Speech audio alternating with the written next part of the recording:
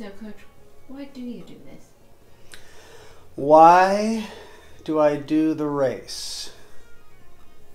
Well, when I was a small child, let me tell you, I do this race because 100 miles in my world is a metaphor for 100 years. So it's a whole journey.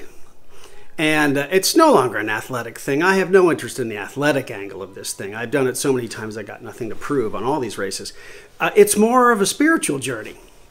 And so it really is 100 miles, 100 years. And if you look at it that way, the way I do, there are times where you're having a great part of the day and then you know, or especially if you've done as many times as I have, that there are going to be real low parts of the day, or the day and a half. This is a 36-hour time limit. So you get really down in the dumps. And those down in the dump, dark side, Darth Vader, evil empire, however you look at it, those are like the worst parts of your life. If you look back on times where there were really, really crappy occasions happening in your life, or depressing times, where you thought, oh, I can't possibly continue on. The job is terrible, or my marriage is bad, or whatever the deal is.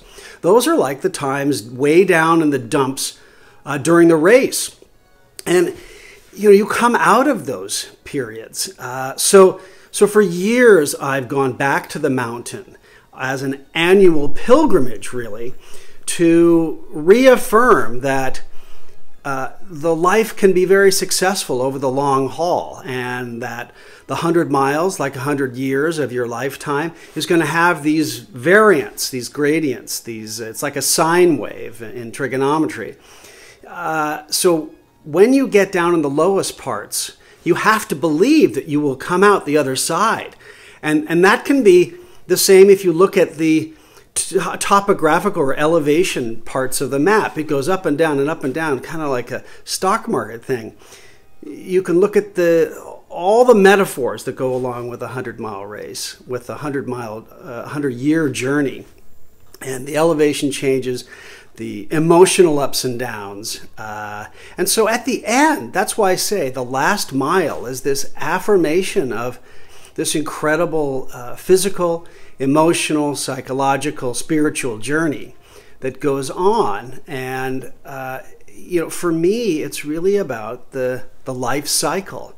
So it's an affirmation for me, like I said, as a spiritual experience.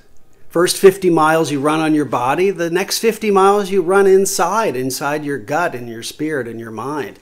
It's an emotional process. And so when you come out and you cross the finish line, it's one of those very, very, very satisfying, so it's athletic, but it's really a satisfying journey emotionally, because in my world, it's what I have to look forward to and what I look back on as my own life. And as I'm 52 right now, so I'm just past the halfway point at Lamb's Canyon, really.